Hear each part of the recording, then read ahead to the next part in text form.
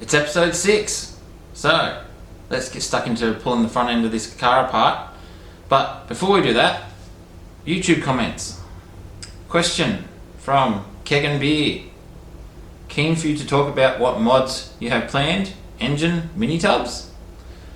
Alright, so mini tubs are not on the plan at the moment. Have thought about it, and Carnage Creations would be doing the work if I do. I don't really want to modify the body at all. I'm just going to kind of leave it as it is. So yeah, that's not in the immediate plan. But yeah, plans always change, but we'll see what happens in the future. But no plans for it. As for the engine, well, the trusty 308 5 litre is going to come out, get painted, and then go back in. It's going to be much easier to get the car re-registered again with the original engine in. However, once I save up a bit more money, the plan is to go LS3 with a bit of work, maybe head cam package and run flex fuel. So want to sound a bit cranky, have a bit of mumbo, be able to give it a bit of a hard time on E85, but then put 98 in it and go for a cruise with the family. So that's what the plan for the engine is, and also going to convert it to automatic, which I'm also going to get probably a fair bit of why would you do that to a manual HQ Monaro, but just for drivability. When you're gonna, what I'm aiming for horsepower wise is just going to work with a built automatic. I just like built automatics as well, and then yeah, the 9-inch diff is going to go on the rear to be able to handle that kind of power. So the entire driveline will be replaced, and there's going to be some modifications to the body of the car that are going to be required for this. Biggest one probably going to be the trans tunnel. So this being a manual factory car means the trans tunnel is going to have to be chopped out and a bigger one put in for the automatic. So that's going to affect the interior and the center console. So yeah, that's why I'm not going to go too much into the interior work in this current rebuild of getting it on the road. But when it comes time for driveline, that's when more of the, I suppose, undercarriage trans tunnel is all going to get some work done to it, and yeah, we'll see what happens from there. But for the meantime, I'm still focusing to the plan of all the chassis, suspension bushes, getting all the external paint done, and yeah, let's get this thing back on the road and rack up some Ks.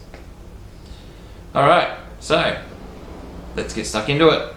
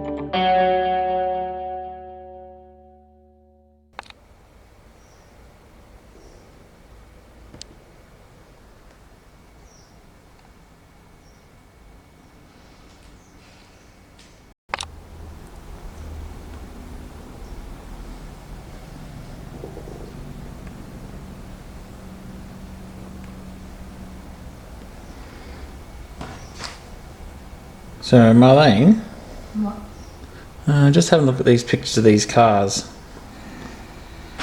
Thinking about ordering something. What is it? What is it? It's a reverse cow bonnet. What does that mean? It's a bonnet scoop, but it's a more modern take of a bonnet scoop compared to what old cars have. More modern. It is more modern.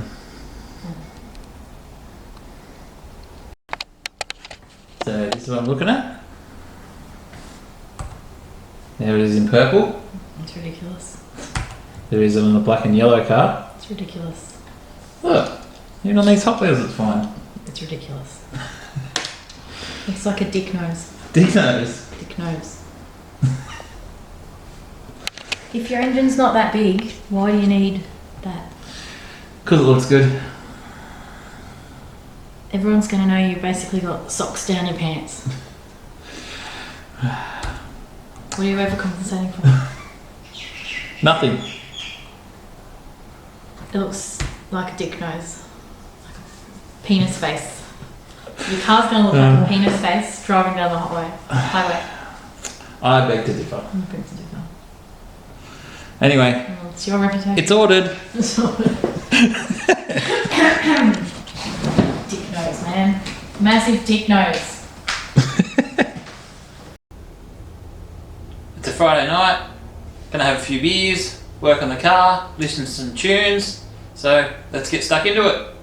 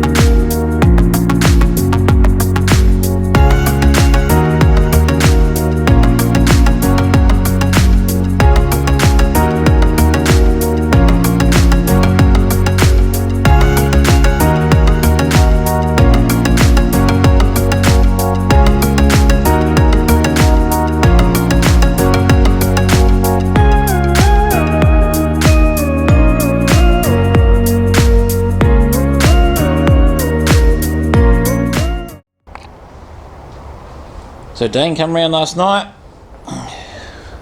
We got the control arms off from both sides. So one step closer to a bare chassis. So now that the suspension's off, I don't need the weight in the front of the car anymore. So next we'll be focusing on getting this engine out. So yeah, that's basically next weekend's plan. In the meantime, here's the control arms that came off, obviously nice and dirty, and we'll yeah, start cleaning these up.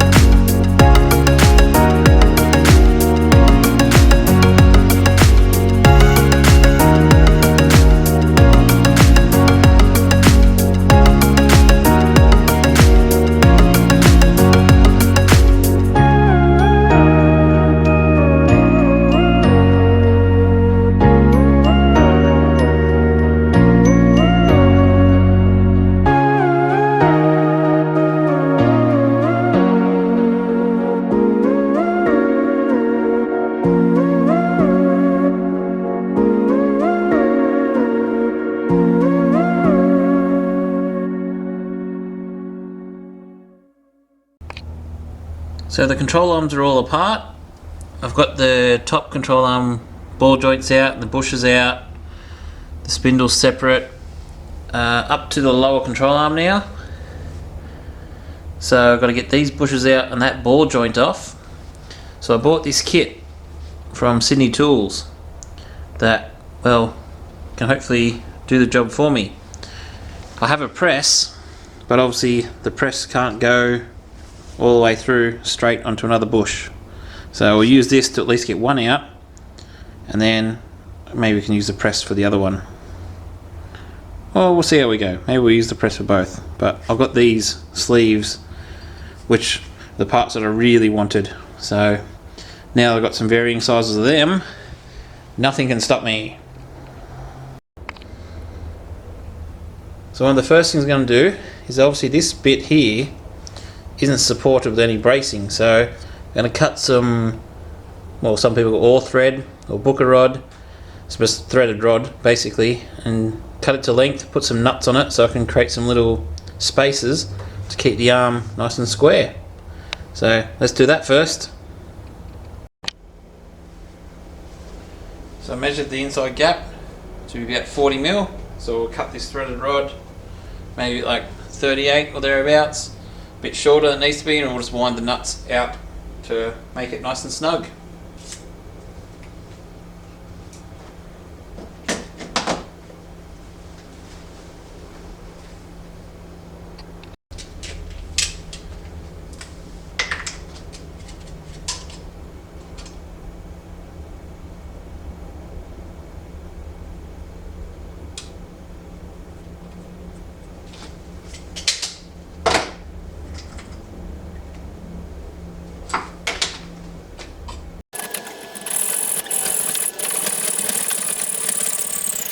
So we'll cut 3 more of these, 2 more of these actually, we'll make 3 of them in total. Put our little nuts on.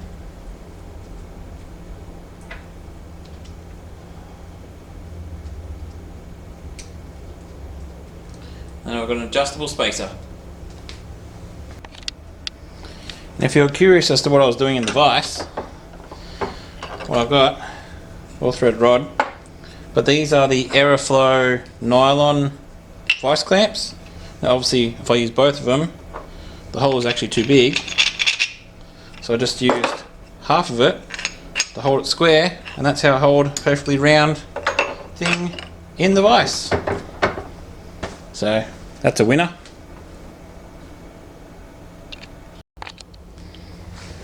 So now I've got all 3 of those spaces in there. I can just use 2 spanners, designate one as a holder, and then just what I'll do is I'll change its location, tuck it in there nice and tight.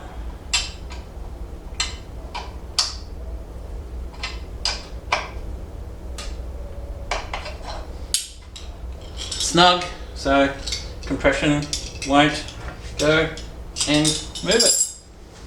So let's see how this actually goes.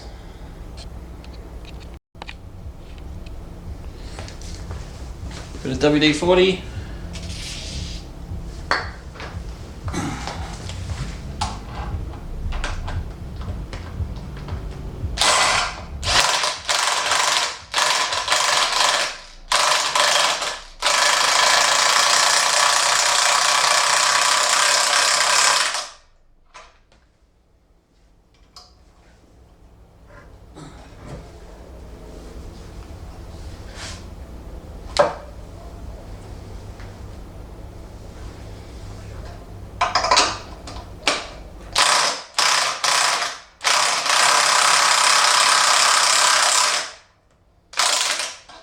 Just spinning. That ain't working.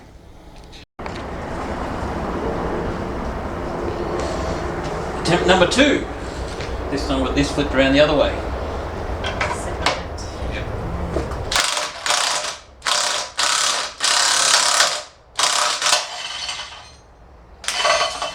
That's a win. Did it work? Yep. Oh, I thought something broke. Preparing to console you. Now now that that's out, I'll take this one. Ooh, bolts for that one. That's good. Beautiful. Do the other side. Do that side. And repeat. Alright, it's a Friday afternoon, just finished work. I got things pretty much ready for this engine to come out last night. So brake lines, fuel lines and the clutch is disconnected. And yeah, we'll have a few people come around and get this engine and gearbox out, drop this chassis so then I can start doing some more paint preparation. So yeah, let's see who shows up tonight and let's get stuck into it.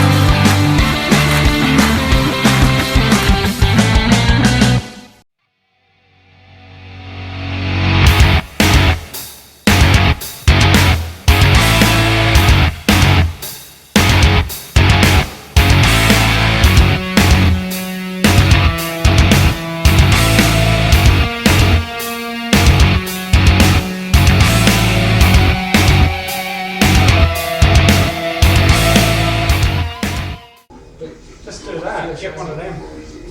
Fucking Cheers, boys. Cheers. Cheers. Yeah, got it out.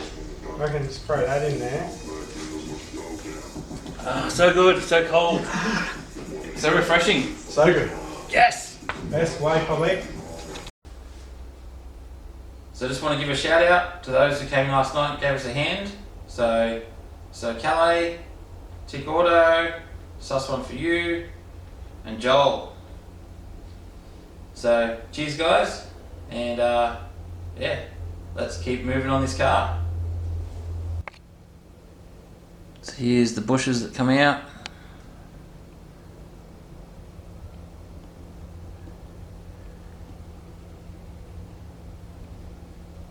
Including our snapped bolt with the plate that's supposed to be still in the car. So yeah, definitely deserves a good cleanup.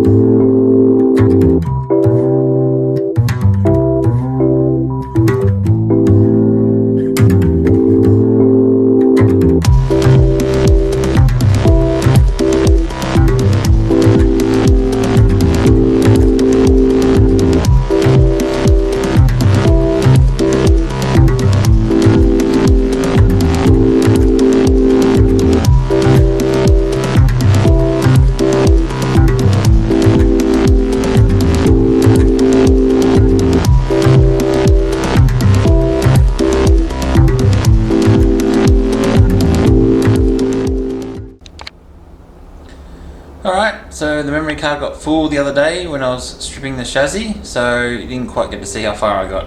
So here's a quick little update of where we got up to on Saturday, doing some chassis stripping. So let's have a quick look. So this is where the chassis got up to. The first part of the strip down, I've only done the top half so far, and I didn't get really stuck into all the corners and the fiddly bits. That will come a bit later, but yeah, first strip back, and we really got to see how these holes are going to need a little bit of repair compared to what they should look like, which is like these. So I've got the help from Mr. Ben Cartwright, sus one for you, and him and his dad and their amazing fabrication skills have got a little solution that we're working on. So I'll show you that right now. Alright, so I've got these chassis holes that the body rubbers mount to, and they're a little bit rusted out. So Ben, sus one for you, has come up with a great idea of making these little washers. So they're made to the right size, so he did this on the plasma table, the right size inside diameter to suit my rubber. So it goes in there nice and snug. And it provides a nice footprint against the chassis. Now, we don't want to obviously space the chassis further away from the body because that's going to ruin some panel gapping. So what we're going to do is feed this washer through the bottom side so it's held by the bottom rubber.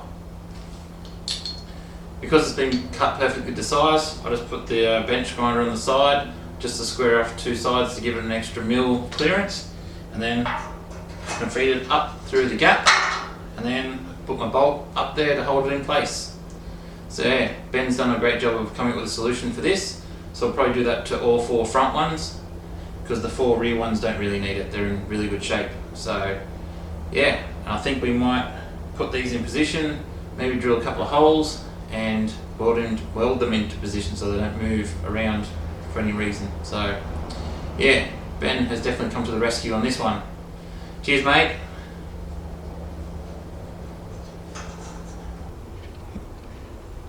So you can see how that washer has effectively brought our circle back to the correct size for the bush. And yeah, we've got a little bit of area we suppose we can play with to weld it to the chassis if we wanted. So a quick update and a shout out to Ben, sus one for you, and his dad Terry, Diff by Terry, that they've got my suspension arms done for me.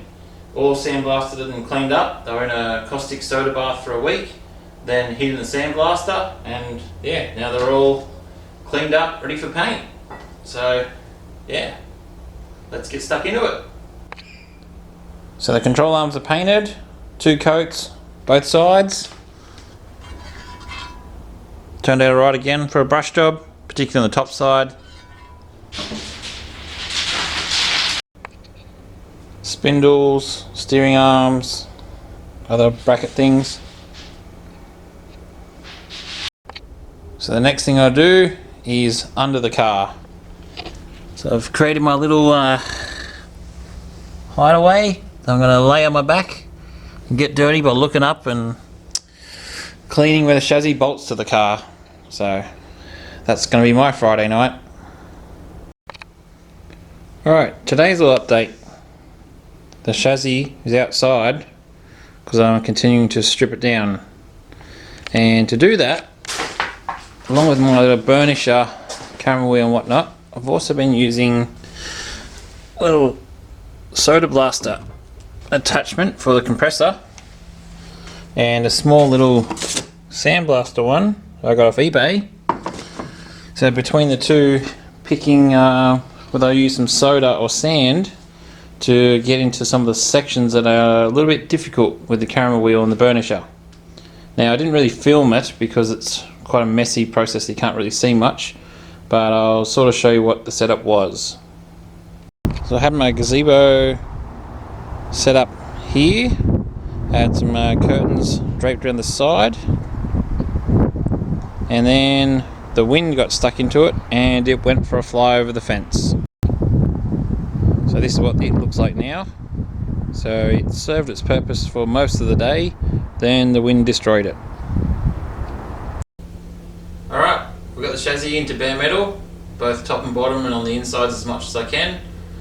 A lot of dirty work with the burnisher, wire wheel, caramel wheel, and my own little soda blaster hooked up to the compressor.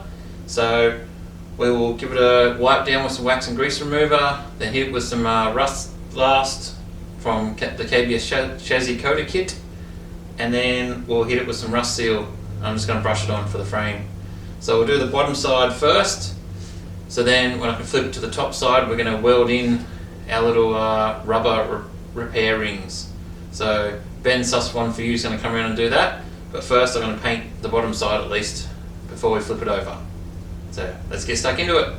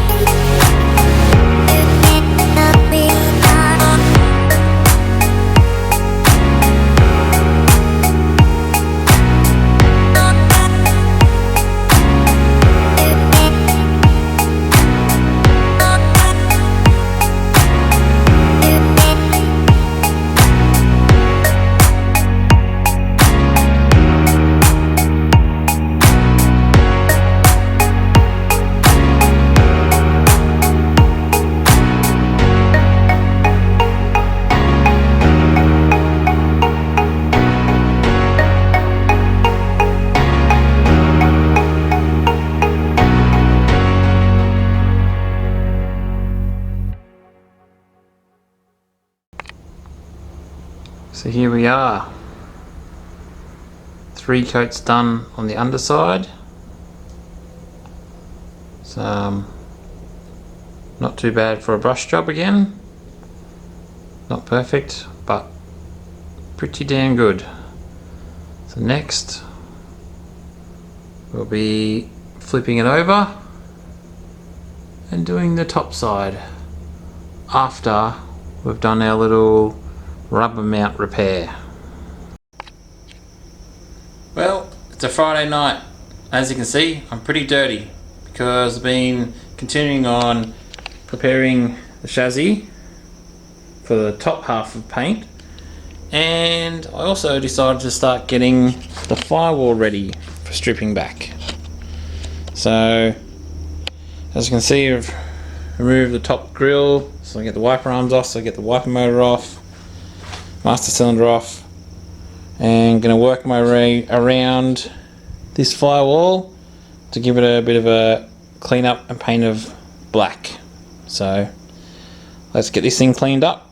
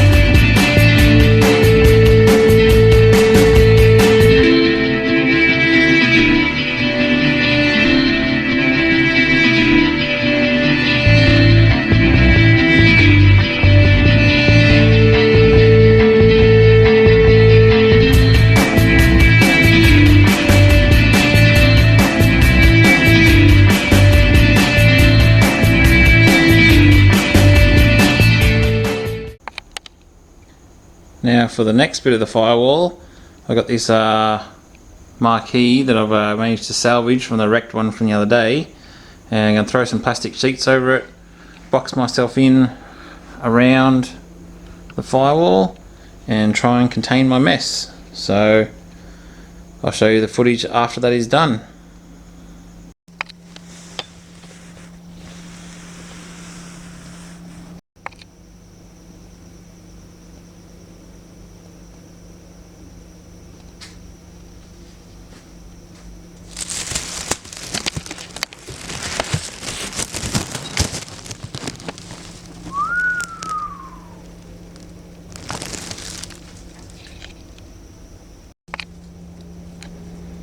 Alrighty,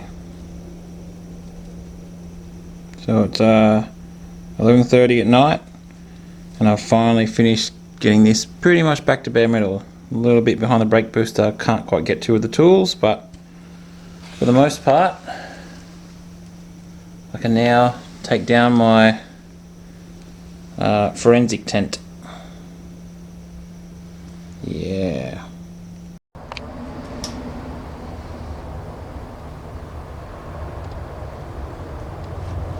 What's going on over here? I've got a visitor. Cracking. Come do some welding? Yep, we'll give you a hand and try to fix this chassis up. Let's get these holes to be round again.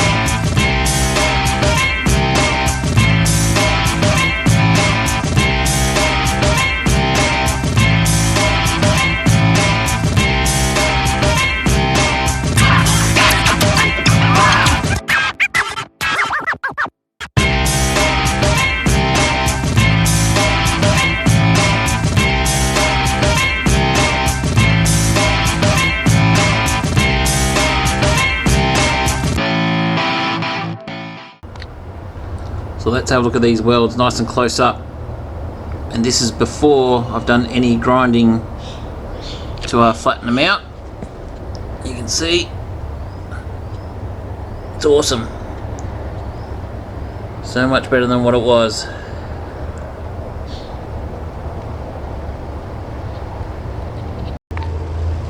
particularly for these two. These were quite bad, so they're amazingly much better now. So I'll quickly hit these with the flapper disc on the grinder and use a little grinding wheel in the drill just to make sure they're nice and smooth on the top and inside the circle. Yeah, so let's sort them out before we paint it.